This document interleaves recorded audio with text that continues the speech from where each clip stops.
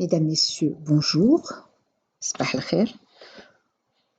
Après avoir expliqué l'énergie dont a besoin la cellule pour fonctionner, nous allons nous pencher maintenant sur le métabolisme proprement dit.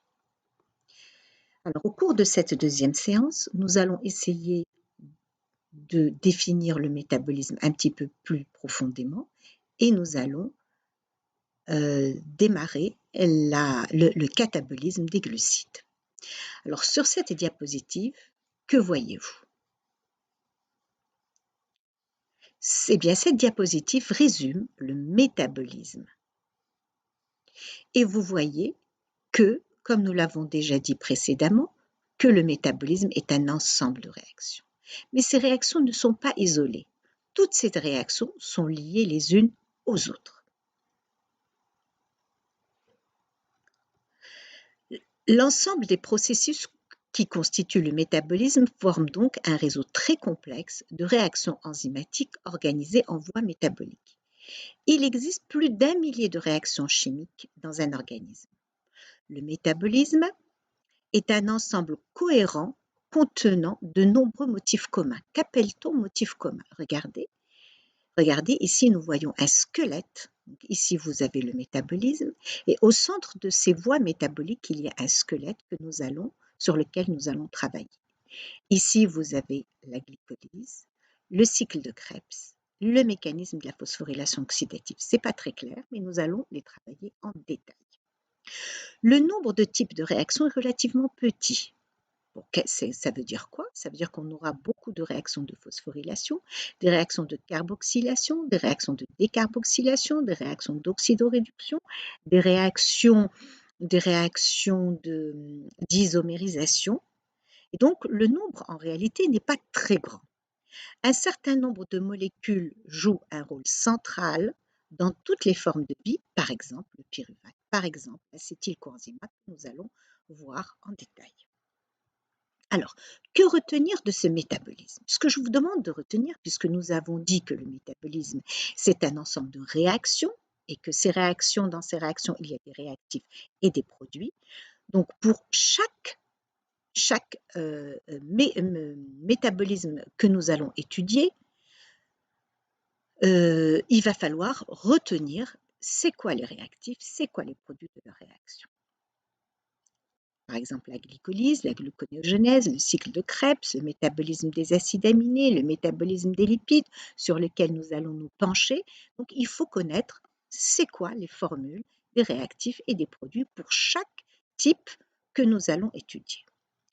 De plus, il faut connaître les localisations. Nous avons vu que le catabolisme se déroule dans des organes bien particuliers et l'anabolisme se déroule dans des organes bien particuliers.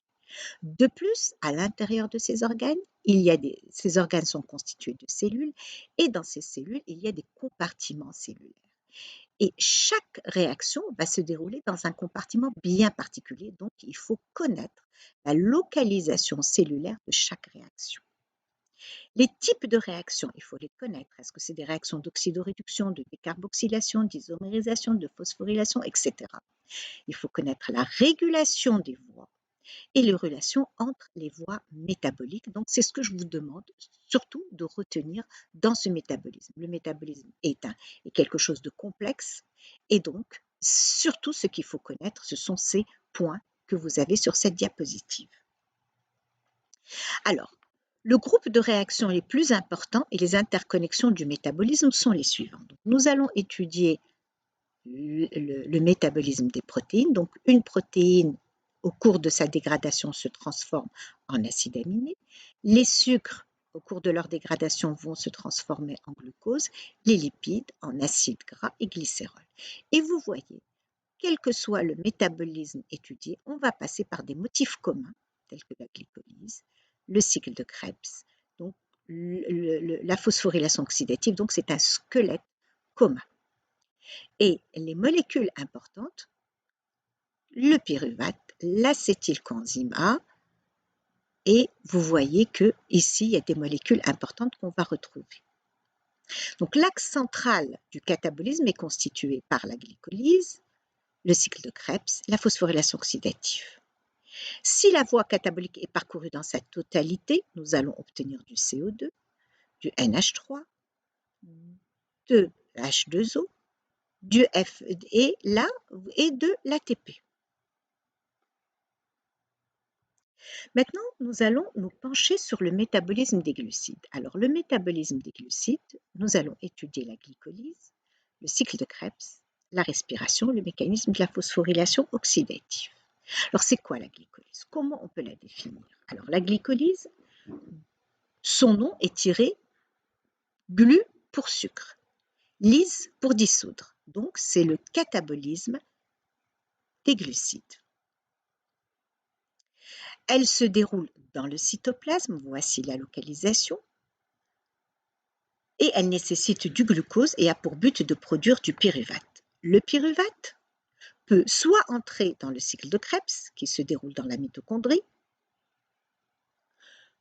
ou le cytoplasme des bactéries en aérobiose, soit être métabolisé par fermentation pour produire du lactate ou de l'éthanol. La voie de la glycolyse correspond à une série de 10 réactions catalysées par des enzymes qui dégradent une molécule de glucose composée de 6 atomes de carbone en 2 molécules de pyruvate à 3 atomes de carbone. Au cours de cette glycolyse, il y aura production de molécules riches en énergie comme le NADH et l'ATP. Donc la glycolyse a lieu dans le cytoplasme. Toutes les étapes sont réversibles. Donc nous avons 10 étapes. Toutes les étapes sont réversibles sauf 3. 3 étapes seront irréversibles sur lesquelles se feront les régulations. Donc ça, c'est la formule de glucose. Et en solution, le glucose est plutôt sous forme cyclique. Et le glucose qui sera utilisé, c'est le D-glucose. Alors, la circulation sanguine apporte le glucose aux organes nécessitant de l'énergie. Le transport à l'intérieur des cellules est assuré par des protéines transporteuses. Et ces protéines transporteuses, il y en a plusieurs, mais à titre d'exemple, GLU1, on va le trouver dans les globules rouges, GLU2 dans le foie et le pancréas, GLU3 dans le cerveau, GLU4 le muscle et les graisses. Ce système de transport ne nécessite pas de l'énergie, c'est un système de transport facilitatif travaillant dans le sens du gradient. Les cellules utilisent le glucose et la glycémie est d'environ 5 millimolaires et la concentration intracellulaire est plus faible. Donc le glucose entre facilement à l'intérieur des cellules. Dès son entrée, il sera phosphorylé et donc chargé négativement. Cette charge négative l'empêche de quitter la cellule. Ici, nous avons, sur cette planche, nous avons un schéma général de la glycolyse. Vous voyez qu'on va partir d'une molécule de glucose à 6 atomes de carbone et au bout de 10 réactions, nous allons arriver à une molécule de pyruvate à 3 atomes de carbone. Nous allons étudier chaque réaction individuellement. Et donc, ici, nous avons, comme tout à l'heure, sur la planche, nous n'avons que les noms. Ici, nous avons les différentes formules. Et ici, nous avons la variation d'énergie libre dans les conditions standards pour chaque réaction. Et ici, la variation de l'énergie dans les conditions réelles. Alors, maintenant, nous allons travailler étape par étape. Donc, nous avons dit que la glycolyse est une voie de dégradation du glucose en pyruvate. Le glucose, il a plusieurs origines. L'hydrolyse des osides alimentaires, le glucogène hépatique et l'intervention et l'interconversion d'autres oses. Caractérisation de la glycolyse, la voie anaérobique et elle est cytosolique. Il y a 10 réactions divisées en 2 phases, une phase préparatoire et une phase de restitution d'énergie. Elle produit 2 ATP et 2 NADH. Toutes les étapes sont réversibles, sauf 3. Alors, on a vu tout à l'heure que tous les intermédiaires de la glycolyse sont phosphorylés. Donc, on part du glucose en glucose 6-phosphate, puis ce glucose 6-phosphate va subir une réaction d'isomérisation en fructose 6-phosphate, puis ce fructose 6-phosphate va subir une deuxième phosphorylation par l'ATP pour donner du fructose 1,6-biphosphate qui subit une scission et va donner de la dihydroxyacétone phosphate et le glycéraldéhyde-3-phosphate qui subit une réaction de phosphorylation, d'oxydation phosphorylante et il va nous donner le 1,3-biphosphoglycérate qui va permettre la synthèse d'une molécule d'ATP et se transformer en 3-phosphoglycérate, puis une isomérisation, une mutation, le phosphate va muter, donc sous l'action d'une mutase, va donner le 2-phosphoglycérate, puis le phosphoénolpyruvate, puis le pyruvate. Donc vous constatez que tous les intermédiaires de la glycolyse sont phosphorylés, tous. Et bien cette phosphorylation, elle est importante parce que elle affecte une charge négative, ce qui empêche la molécule de quitter la cellule.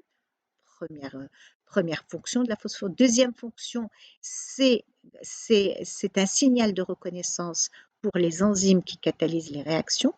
Et le troisième, c'est que le groupement phosphate va intervenir dans la conservation de l'énergie qui contribuera à la formation des ATP.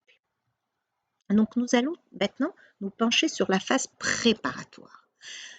Donc nous avons dit que la première étape, c'est la transformation du glucose en glucose 6-phosphate. D'accord? Cette réaction nécessite de l'énergie, du magnésium pour se faire et de l'énergie sous forme d'ATP. Alors voici cette réaction. La phosphorylation du glucose, l'enzyme s'appelle l'hexokinase. Réaction irréversible. Donc cette première étape est une étape irréversible. Elle est très exergonique. L'enzyme est ubiquitaire, ça veut dire quoi? Que cette enzyme, l'hexokinase, elle qualifie une molécule présente dans de très nombreux tissus de l'organisme. Elle est non spécifique, mais elle a une forte affinité. Forte affinité, ça veut dire que dès qu'il y a très peu de concentration de glucose, eh bien, elle va le détecter et le transformer. C'est une enzyme magnésium dépendante. Et on a déjà vu ça, que le magnésium, il possède deux charges positives. Et il va se fixer sur l'ATP pour neutraliser les deux charges négatives de l'ATP pour que ce complexe-là puisse se fixer sur l'enzyme. Il y a une consommation d'une molécule d'ATP et le glucose 6-phosphate est un inhibiteur de l'hexokinase. Quand la concentration de glucose est très élevée, eh bien, le glucose 6-phosphate inhibe l'enzyme. D'accord? Donc, la variation d'énergie libre dans les conditions standards, elle est de moins 16,7. Par contre, dans les conditions physiologiques, elle est de moins 33,5 kJ par mol. Donc, la deuxième réaction est une réaction d'isomérisation. C'est la transformation du glucose 6-phosphate en fructose 6-phosphate. Cette réaction, elle est catalysée par une isomérase, phosphohexoisomérase, transformation d'un aldose en acétose. L'enzyme, elle est formée de 2 sous-unités et elle a un poids moléculaire de 125 000. La troisième réaction, c'est la réaction catalysée par la phosphofructokinase. Et bien cette réaction, elle est très importante pour la glycolyse. C'est une réaction clé pour la glycolyse. Donc réaction similaire à celle catalysée par l'hexokinase. Donc la phosphofructokinase a un rôle très important dans la régulation de la glycolyse. Cette enzyme catalyse la véritable étape d'admission. Donc fructose 6-phosphate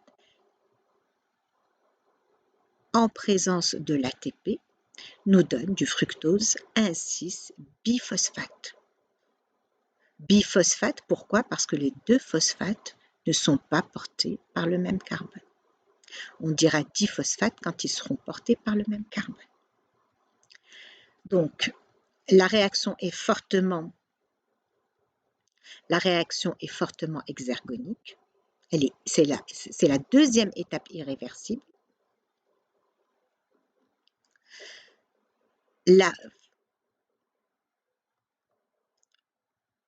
La phosphofructokinase est une enzyme clé. Sa vitesse est la plus lente de la glycolyse. Étape limitante de la voie métabolique. Sa régulation est étroitement liée à la concentration d'ATP et d'AMP et dépend du niveau énergétique de la cellule. Quatrième étape, c'est la réaction où il va y avoir une scission ici. Elle est catalysée par l'aldolase. L'aldolase est une enzyme formée de 4 sous-unités, avec un poids moléculaire de 150 000, bien que fortement endergonique. La réaction se produit parce que dans le cytoplasme, la concentration des triose-phosphates est 8 fois plus basse que celle du fructose 1,6-biphosphate. La 5e étape, c'est la transformation du triose par l'action d'une triose phosphate isomérase. L'aldolase produit du glycéraldéhyde-3-phosphate et de la dihydroxyacétone phosphate. Seul le glycéraldéhyde-3-phosphate est utilisé par les réactions suivantes. Il faut donc transformer la dihydroxyacétone en glycéraldéhyde-3-phosphate. C'est une réaction d'isomérisation. Alors, le bilan de la phase préparatoire, consommation de 2 ATP. Nous avons consommé ce 2 ATP lorsqu'on a transformé le glucose en glucose 6-phosphate et le fructose 6-phosphate en fructose 1,6-biphosphate. La formation de 2 glycéraldéhydes 3-phosphate plus 2 ATP. La phase préparatoire a un coût énergétique de 2 ATP. Merci de votre attention.